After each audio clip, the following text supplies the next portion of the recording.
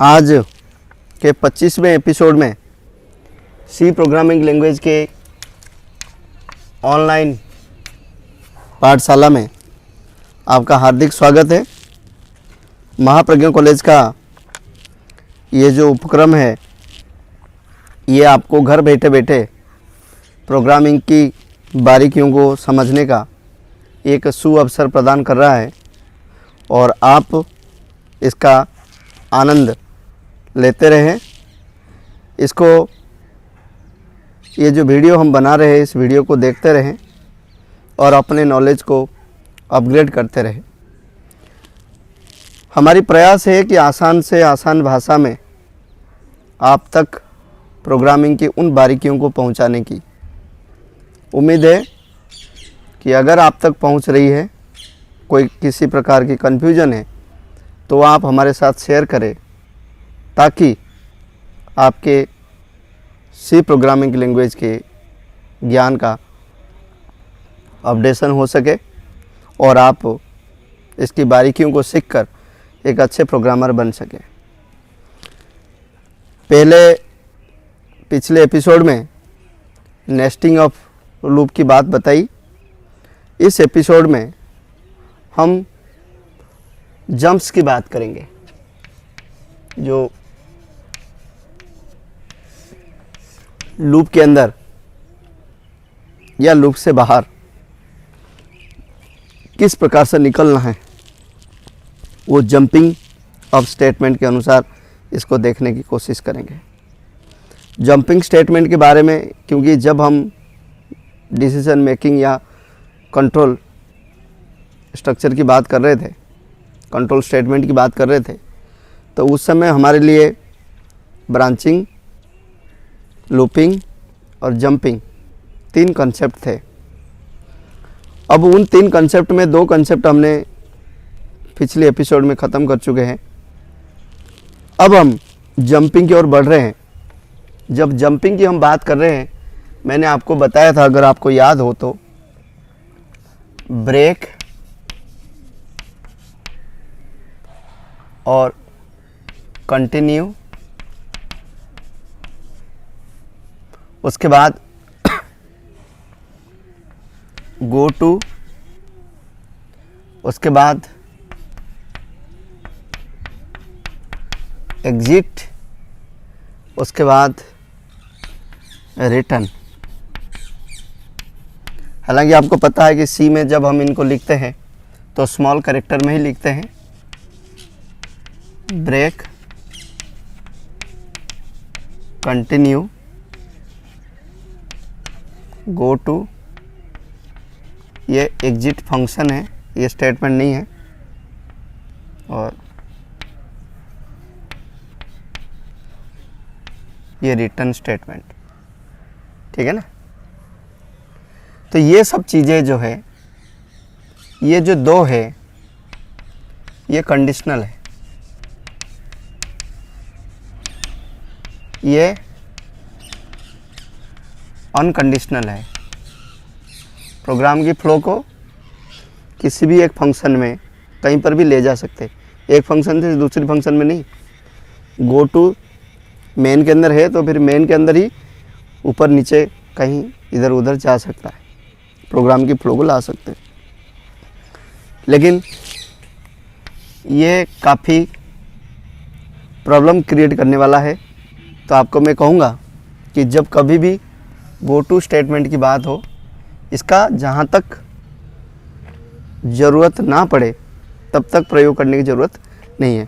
हालांकि सी में ऐसी कोई ज़रूरत नहीं पड़ती है, आप अगर प्रोग्रामिंग करेंगे तो ऐसे कोई ज़रूरत नहीं पड़ेगी, लेकिन फिर भी आपके कन्वीनियंस के लिए ये चीज़ दी गई है ताकि आपको इसकी जानकारी हो। और कभी ऐसा सिचुएशन आ जाए कि आपको प्रोग्रामिंग की फ्लो को बिना किसी कंडीशन के साथ इधर उधर ले जाने की पड़े तो आप गो टू का इस्तेमाल कर सकते हैं। अन्यथा गो टू से सर्वदा एवॉइड करना चाहिए, उससे अपने को बहुत ज़्यादा प्रोग्रामिंग प्रयोग में नहीं लेना चाहिए। तो जब भी लूप की हम बात कर रहे हैं, आप सभी को पता है लूप एक सर्टेन टाइम तक चलता है, रिपीट होता रहता है, उसकी जो ब्लॉक ऑफ कोड है वो कंडीशन के आधार पर चलता है। साथ ही उस लूप से बाहर आने की परमिशन भी सी हमें देता है। लूप को पता है ना लूप क्या है, कि लूप में जो भी ऑपरेशन है वो रिपीटेडली परफॉर्म किया जा सकता है, वो भी कंडीशन के आधार पर। Loop perform set of operations repeatedly until the control variable fails to satisfy. If the test condition is true, then body of the loop will be evaluated again and again. If the false, then no execution will be there.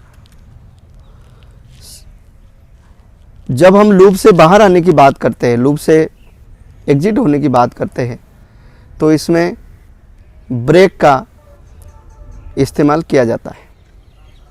जैसे आपने loop को 5 बार चलाया है ना, लेकिन आपको लग रहा है 2 बार में ही बाहर आना है, तो उस केस में क्या करेंगे? देखिए, ब्रेक और गो टू, ये 2 है। गो टू जो है अनकंडीशनल है और ब्रेक जो है वो कंडीशनल है। कंडीशन होगा तो ही ये काम करेगा, बाकी काम नहीं करेगा। तो हमने कोई लूप लिख रखा है, integer x equal to 1 while x less than equal to 50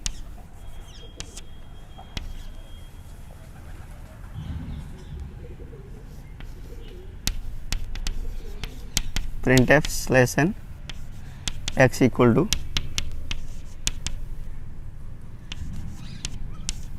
आपने x को प्रिंट कर दिया और x की वैल्यू को भी बढ़ा दी।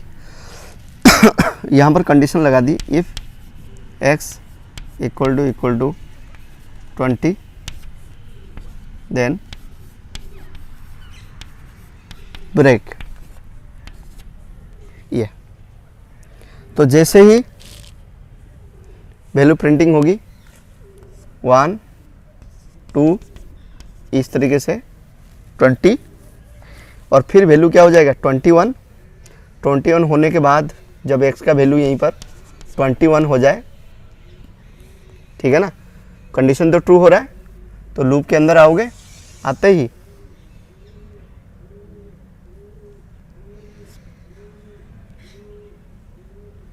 ठीक है ना, कि x की जो वैल्यू है वो 21 हो चुका है।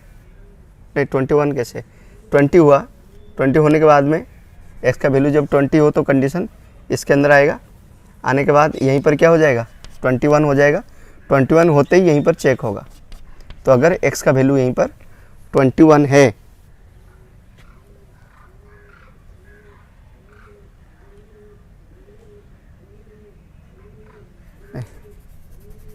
x का वैल्यू 20 है, 20 नहीं 19, यहाँ तक क्या चलेगा 19 तक प्रिंट होगा, तो यहीं पर 19 प्रिंट हो गया है। 19 प्रिंट होने के बाद में यही वैल्यू क्या हो गया 20 हो गया, तो 1 से लेके 19 तक तो प्रिंट होगा और इसकी जो वैल्यू क्या हो जाएगी यहीं पर x प्लस प्लस का मतलब 20 हो जाएगा। 20 होते ही ये कंडीशन क्या हो जाएगा ट्रू हो जाएगा। जैसे ही कंडीशन ट्रू होगा इसके अंदर प्रोग्राम का फ्लो एंटर कर जाएगा और ब्रेक स्टेटमेंट के थ्रू सीधा प्रोग्राम का फ्लो जो है यहीं पर आ जाएगा, आउट ऑफ लूप। मैं दोबारा बता देता हूँ, जब हम इस टाइप के प्रोग्राम लिखते हैं लूप को हम कितने बार चला रहे हैं 50 बार चला रहे, 50 टाइम तक चला रहे, और हम कह रहे कि जब x का वैल्यू 20 के बराबर हो जाए तब हमें क्या करना चाहिए, जब x का वैल्यू 20 के बराबर हो जाए तब हमें ब्रेक करना है, ठीक है ना। तो यहीं से फिर ब्रेक हो, तो जो वैल्यू प्रिंट होंगे वो 1 2 3 4 5 इस तरीके से 19 तक वैल्यू प्रिंट हो जाएंगे और 20 होते ही x 20 होते ही जो ब्रेक स्टेटमेंट एनकाउंटर हो जाएगा, क्योंकि ये कंडीशन ट्रू हो जाएगी और फिर आप लूप से बाहर आ जाएंगे। इस तरीके से लूप से कंडीशन के आधार पर अगर बाहर आना है तो हम ब्रेक का इस्तेमाल करते हैं। रही बात गो टू का, इसकी ऐसी ज़रूरत नहीं पड़ती है, ठीक है ना। गो टू के लिए किसी प्रकार की कोई कंडीशन मेंशन करने की ज़रूरत नहीं है। आप कभी भी किसी भी जगह से कहीं पर भी जंप करा सकते हैं। चाहे तो आप कंडीशन के साथ आप इसको लिखें। एक छोटी सी एग्जांपल मैं आपको बताऊं गो टू का।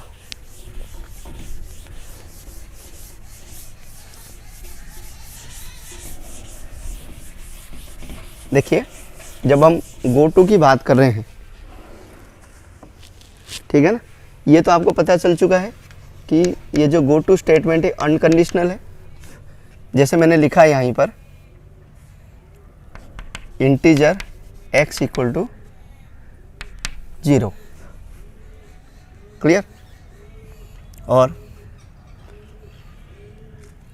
ये लिखा है go to x equal to 0 और फिर x प्लस प्लस, ठीक है, x प्लस प्लस, तो x का वैल्यू क्या हो जाएगा 1 हो जाएगा। और यहीं पर हम x की वैल्यू को प्रिंट कर रहे हैं, प्रिंट f। कंडीशन के साथ कर सकते हैं, लेकिन ये अनकंडीशनल है तो मैं वो वाली बात बता रहा हूँ। कंडीशन होता आप इफ लगा के यहीं पर लिख सकते हैं, इसलिए मैं इफ वगैरह कुछ नहीं लिख रहा हूँ। अनकंडीशनल है ना, print f slash n value of x equal to percentage d और यहीं पर एक्स, तो ये एक्स की वैल्यू प्रिंट कर दी। और फिर आप यहीं पर लिख रहे हैं गो टू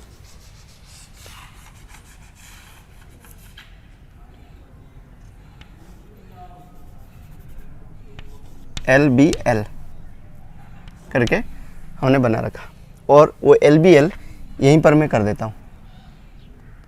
लेबल लगाना है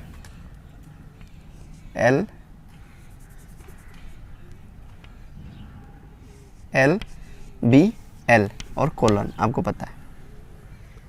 तो अब क्या हो रहा है, देखिए इसकी जो एम्बिग्यूटी वाली पोर्शन है वो आपको अब समझ में आ जाएगा। अब ये क्या होगा भाई, ये वाला जो पोर्शन है वो तो बिल्कुल अलग है। x का वैल्यू 0 है, ठीक है, ये स्टेटमेंट भी इवैल्यूट हो जाएगा। x का वैल्यू क्या हो जाएगा 0 से 1 में हो जाएगा और 1 प्रिंट हो जाएगी। और 1 प्रिंट होने के बाद में गो टू LBL, तो प्रोग्राम का फ्लो यहीं पर चला गया, ठीक है ना। ये जो प्रोग्राम का फ्लो है ये क्या हो रहा है, यहीं पर जा रहा है। तो यहीं पर जाने से क्या हो रहा है, फिर x की वैल्यू बढ़ रही है और ये इस तरीके से क्या होगा n टाइम्स तक चलता रहेगा। ये सबसे बड़ी इसकी एम्बिग्यूटी है ना। आपको इस टाइप की चीज़ें नहीं करनी चाहिए, इसमें ये दिक्कत हो सकता है। इसको अगर सही तरीके से लिखे तो क्या करना चाहिए, इंटीजर x इक्वल टू 0 अगर सही तरीके से लिखना है आपको, ठीक है, print f slash n value of x equal to percentage d और x, ये आपने लिखा, ठीक है। और फिर यहीं पर लिखिए इफ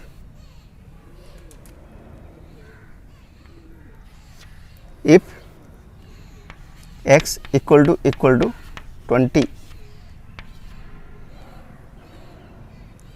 ठीक है, एग्जिट 0,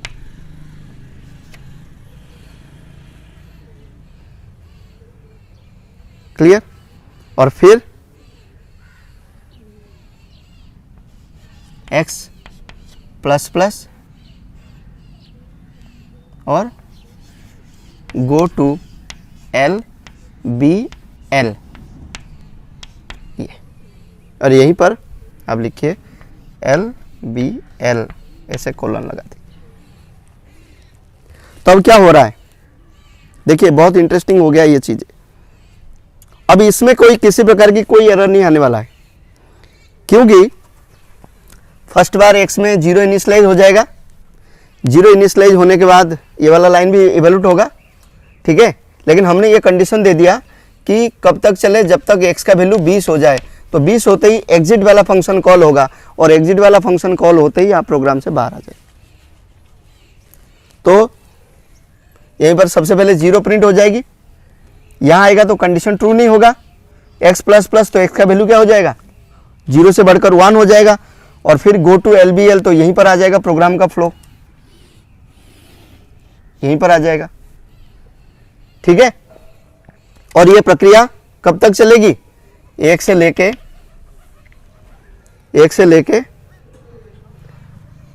19 तक तो प्रिंट हो जाएगी, 0 से लेके 19 तक तो प्रिंट हो जाएगी। तो जब यहीं x का वैल्यू 19 होगा तो x प्लस प्लस में क्या हो जाएगा 20, फिर यहीं पर आएगा और x का वैल्यू प्रिंट हो जाएगी फिर 20। तो 20 होते ही ये कंडीशन क्या होगा, यहीं पर ट्रू हो जाएगा। तो ट्रू होते ही ये एग्जिट वाला फंक्शन कॉल होगा, और एग्जिट फंक्शन जैसे ही कॉल होगा तो प्रोग्राम का फ्लो जो है, जो यहीं पर था, वो पूरी तरीके से लूप से नहीं, पूरी तरीके से प्रोग्राम, एंटायर प्रोग्राम से प्रोग्राम की फ्लो को बाहर ले आएगा। ये जो एग्जिट फंक्शन है क्या करता है, ये सीधा आपको बाहर ले आता है।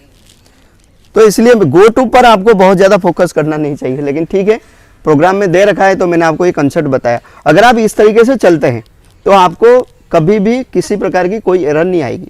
इस वाले कोड में एरर आएगी, क्योंकि एरर आएगी इसलिए मैं कह रहा हूँ क्योंकि इन्फानाइट में फंस जाएगा, चलती रहेगी, आप बाहर नहीं आ सकते, ठीक है। अनकंडीशनल है ना ये, आपको इसके लिए कोई कंडीशन लिखने की जरूरत नहीं है, ठीक है। और कंडीशन के साथ अगर लिखते हो तब वो जो इफ के अंदर ही आप गो टू लेवल को डालिए कि x का वैल्यू 0 से बड़ा हो या x का वैल्यू 20 से छोटा हो, तब तक चले, तब तो किसी प्रकार की कोई दिक्कत नहीं आएगी। तो अगर आप इसको कंडीशन के साथ प्रयोग करते हो तब उसका जो मूल रूप है वही ख़त्म हो जाता है। तो मैं आपको तो यही कहूँगा कि गो टू की आप प्रोग्राम में जहाँ तक हो एवॉइड करें, उपयोग करने से आप बचें, आप इसका प्रयोग ज़्यादा नहीं करें, क्योंकि करेंगे तो किसी न किसी रूप से आपको दिक्कतों का सामना हो सकता है। इसलिए वाइजली, इंटेलिजेंटली आपको कॉन्शियस के साथ इस बात का भी ध्यान रखना होगा कि जब प्रोग्राम की फ्लो को आप किसी बिना कंडीशन के आधार पर कहीं पर भी ले जा रहे हो तो ऐसे कोई ना कोई स्थिति का निर्माण भी करना पड़ेगा जब आप प्रोग्राम की फ्लो को पूरी प्रोग्राम से बाहर ला सको। नहीं तो फिर आपका प्रोग्राम चलता रहेगा और फिर आप एरर वाली जो ट्रैप है उसमें फंस जाओगे। इससे आपको बचना चाहिए। तो एग्जिट फंक्शन की जब हम बात कर रहे हैं, ये एग्जिट फंक्शन जो है इसके लिए स्टैंडर्ड लाइब्रेरी stdlib करके हेडर फाइल दे रखा है। तो आपको इस फंक्शन को इस्तेमाल करने के लिए एग्जिट 0 जो मैंने लिखा, इस फंक्शन को अगर आपको इस्तेमाल करना है तो stdlib हेडर फाइल को अपने प्रोग्राम के साथ जोड़ना होगा, तब जाके इस फंक्शन का डेफिनेशन आपको प्राप्त होगा और फिर आप इस काम को कर पाएंगे।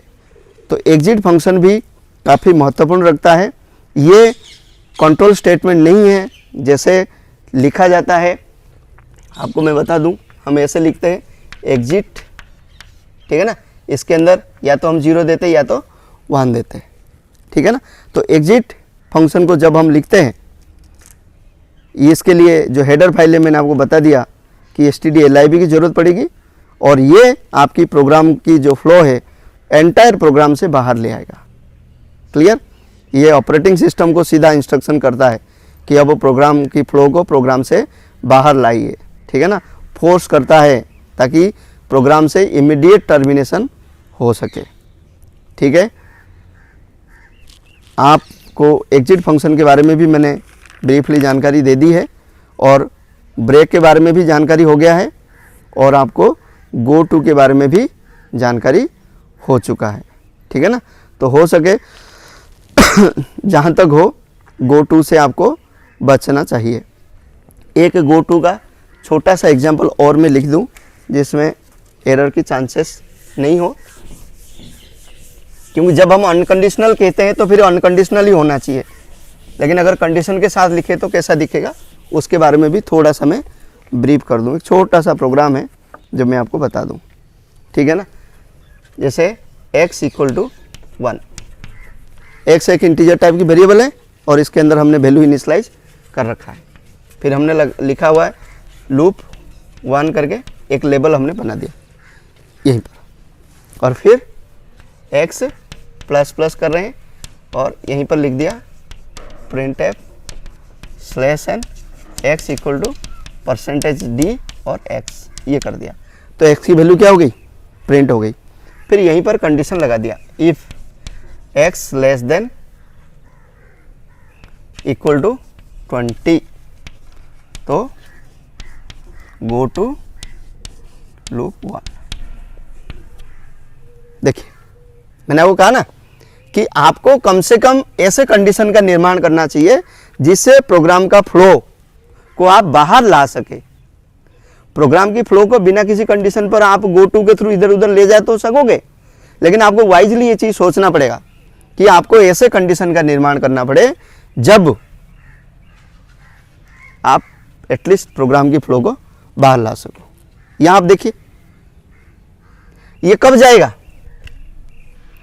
ये लूप 1 वाली लेवल में कब जाएगा, जब तक कि x का वैल्यू 1 से लेके 20 तक नहीं हो जाता है। 1 से लेके 20 तक नहीं हो जाता है, ठीक है ना। और 1 प्रिंट होगा, 2 प्रिंट होगा, इस तरीके से 20 प्रिंट हो गया। 20 प्रिंट होने के बाद x का वैल्यू क्या होगा, प्लस प्लस, तो x का वैल्यू फिर क्या हो जाएगी 21।